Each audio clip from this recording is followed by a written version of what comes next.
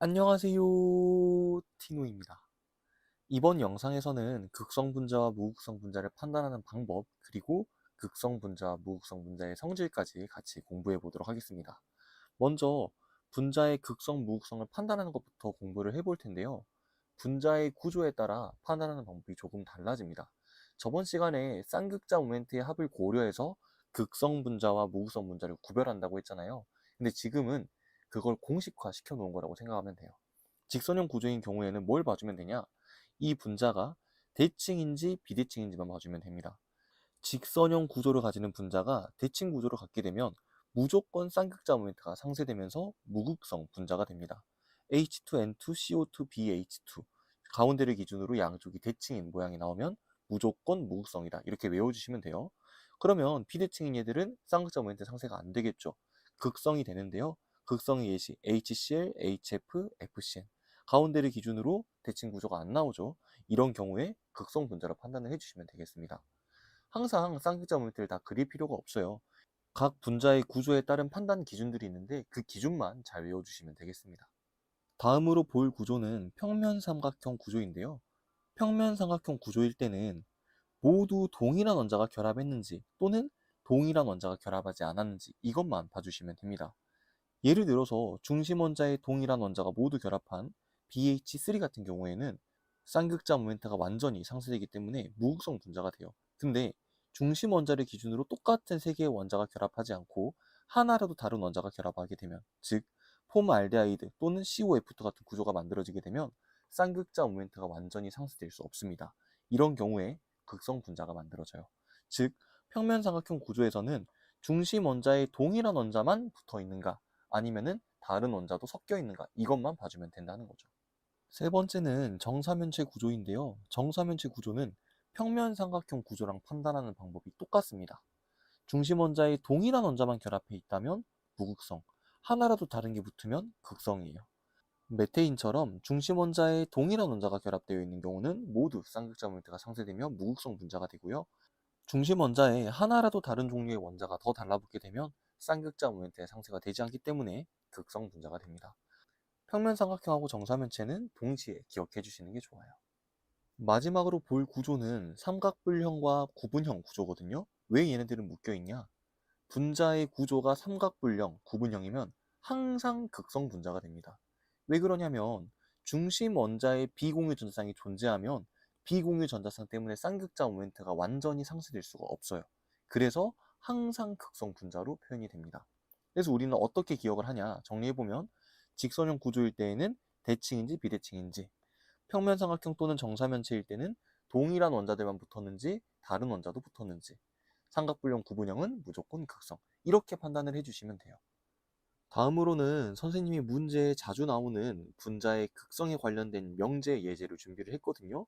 이렇게 4개의 예제가 있는데 은근히 헷갈려요. 한번 영상을 멈춰놓고 잘 읽고 답을 찾으신 다음에 혹시라도 이 명제 중 거짓인 명제가 있다면 왜 거짓인지, 거기에 해당하는 분자도 한번 찾아보시길 바래요. 선생님은 이어서 설명을 해볼게요. 1번, 극성 공유결합으로만 이루어진 분자는 극성 분자이다 라고 했는데요. 극성 분자는 쌍극자 모멘트의 합이 0이 아니기만 하면 돼요. 그러면 극성 공유결합으로만 이루어져 있을 필요는 없어요. 마지막으로 쌍극자 모멘트를 다 더했을 때 남아있기만 하면 돼요. 그러면 무극성 공유결합이 포함된 극성 분자 누가 있냐? H2O2 같은 분자는 극성 공유결합과 무극성 공유결합을 모두 가지고 있는 극성 분자입니다. 그러면 1번의 정답은 X가 되겠네요. 2번, 극성 분자는 하나 이상의 극성 공유결합을 가지고 있다. 극성 분자가 되려면 쌍극자 모멘트를 다 더했을 때 0이 아니어야 돼요. 즉 쌍극자 모멘트가 있어야 돼요. 쌍극자 모멘트가 존재하기 위해서는 하나 이상의 극성 공유결합을 가지고 있어야 되겠죠. 2번은 맞는 말이 되겠네요. 3번, 무극성 공유결합으로만 이루어진 분자는 무극성 분자이다. 무극성 분자는 쌍극자 모멘트의 합이 0이 나와야 되죠. 근데 무극성 공유결합으로만 이루어져 있다? 애초에 쌍극자 모멘트가 없는 거예요. 더할 게 없기 때문에 0이 나오겠죠. 그러면 항상 무극성 분자가 될 겁니다. 3번 오네요. 4번, 무극성 분자는 하나 이상의 무극성 공유결합을 가지고 있다. 무극성 분자는 쌍극자 모멘트의 합이 0이면 되잖아요. 그럼 무극성 공유결합이 없어도 극성 공유결합에서 쌍극자 모멘트의 상쇄가 일어난다? 그러면 무극성 분자가 될 수 있는 거예요. 대표적으로 CO2 같은 게 되겠네요. 극성 공유결합으로만 이루어져 있지만 양쪽에서 쌍극자 모멘트가 상쇄되며 무극성 분자가 되죠. 이러한 명제 보기가 생각보다 기억 니은 디귿에 한 번씩 나올 때가 있거든요. 중요하니까 꼭 잘 이해하고 넘어가셨으면 좋겠습니다. 다음으로 배워볼 내용은 3단원 마지막 내용입니다. 극성 분자와 무극성 분자의 성질인데요. 이 또한 여러분들이 완벽하게 외워주셔야 됩니다. 첫 번째로 비교할 성질은 대전체의 영향입니다. 여기에서 대전체라는 말의 의미를 잘 모르시는 분들이 계시는데요. 대전체는 전하를 띠는 물체를 이야기를 합니다. 즉, 첫 번째로 우리가 비교할 성질은 뭐냐? 극성 분자와 무극성 분자에 전하를 띠는 물체를 가져다 대면 극성 분자와 무극성 분자가 어떻게 행동할 것이냐, 그것을 보려고 하는 거죠. 이때 두 물질의 상태는 액체 상태여야 됩니다. 즉, 액체 상태의 극성 분자와 액체 상태의 무극성 분자에 대전체를 가져다 대는 거죠. 그냥 액체 상태에다가 대전체를 가져다 대는 게 아니라 극성 분자 또는 무극성 분자를 되게 가늘게 이렇게 아래로 흘려보내요. 그리고 흘려보내는 도중에 옆에다가 이렇게 대전체를 가져다 대는 건데요.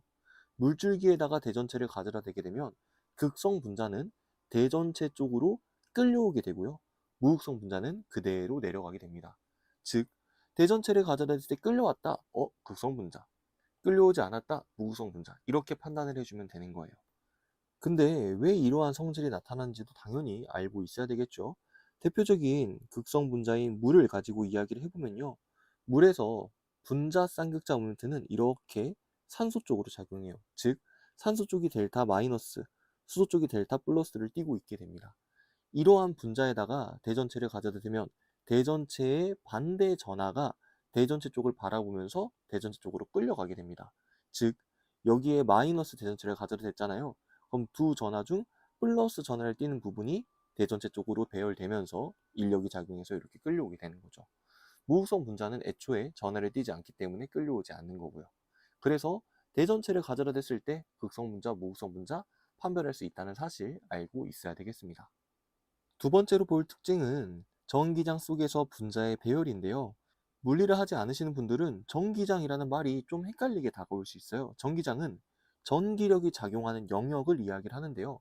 보통 어떻게 만드냐? 내가 전기장을 만들고자 하는 공간 양 옆에다가 플러스 극과 마이너스 극을 이렇게 가져도 됩니다. 양쪽에 전극을 걸어주게 되면 가운데 부분에 전기장이 작용하는 영역이 만들어지게 되는 거죠. 이번에는 극성 분자와 무극성 분자를 기체 상태로 전기장 속에다가 넣을 겁니다. 그럼 어떻게 될까요? 극성 분자는 전하를 띠고 있죠. 그래서 일정한 방향으로 배열이 돼요. 근데 무극성 분자 같은 경우는 어때요? 애초에 분자 자체가 전하가 없잖아요. 그러면 배열이 될까요? 안 될까요? 안 되겠죠. 그래서 극성 분자와 무극성 분자를 전기장 속에 넣었을 때 일정한 방향으로 배열되는 게 극성 분자, 배열되지 않는 게 무극성 분자, 이렇게 기억을 해주시면 되겠습니다. 세 번째 성질은 용해도인데요.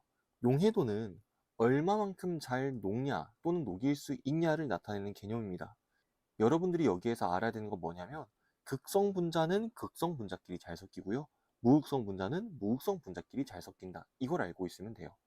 그러면 여러분들에게 주어지는 물질이 극성 분자인지 무극성 분자인지 판단하는 게 상당히 중요하겠죠. 그거는 저번 시간에 배웠던 분자의 구조 판단과 오늘 배웠던 분자의 극성 판단, 이렇게 두 가지를 이용해서 극성인지 무극성인지 판단해 주면 되겠습니다. 그리고 이온결합 물질은 플러스랑 마이너스 전하를 갖고 있잖아요. 그래서 전하를 띠고 있는 극성 분자에 훨씬 잘 용해가 됩니다. 그래서 용해도에 관련된 건 극성 분자는 극성 분자끼리, 무극성 분자는 무극성 분자끼리 잘 섞이며 이온결합 물질은 극성 분자에 잘 녹는다까지 기억을 해주시면 되겠습니다. 마지막 특징은 끓는 점인데요. 저번에 화학결합 배울 때 끓는 점은 뭐에 따라 달라진다 그랬어요? 입자간 인력에 따라 달라진다 그랬죠. 우리가 고려해야 되는 건 뭐냐면 극성 분자와 무극성 분자 중 누가 더 분자간 인력이 강할 것이냐, 그것만 봐주면 돼요. 누가 더 강할까요? 극성 분자가 더 강합니다. 무극성 분자는 분자 자체의 전하가 만들어지지 않기 때문에 분자 간 인력이 거의 없어요. 근데 극성 분자는 어때요? 분자의 쌍극자 모멘트가 존재함으로써 전자쌍의 치우침이 나타나고 부분적인 전하가 만들어지면서 이웃한 분자끼리 인력이 작용하게 되거든요. 그래서 극성 분자, 무극성 분자, 끓는 점을 비교하면 극성 분자의 끓는 점이 더 높습니다. 단 이때 전제 조건이 하나 붙거든요. 극성 분자가 무극성 분자보다 끓는 점이 높으려면 한 가지 조건이 일치해야 돼요. 그게 뭐냐면 분자량입니다.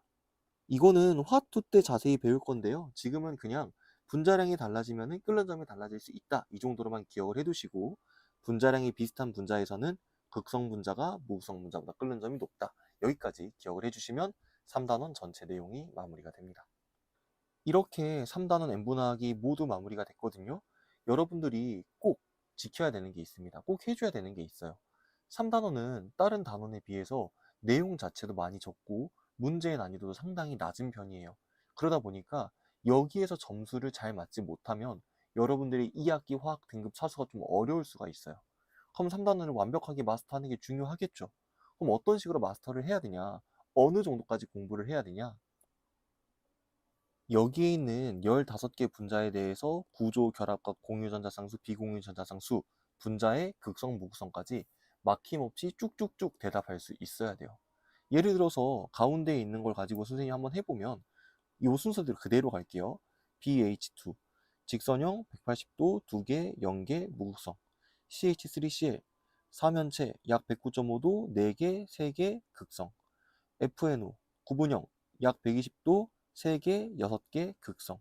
CH2, 평면삼각형 약 120도 4개, 2개, 극성. CO2, 직선형 구조 180도 4개, 4개, 무극성.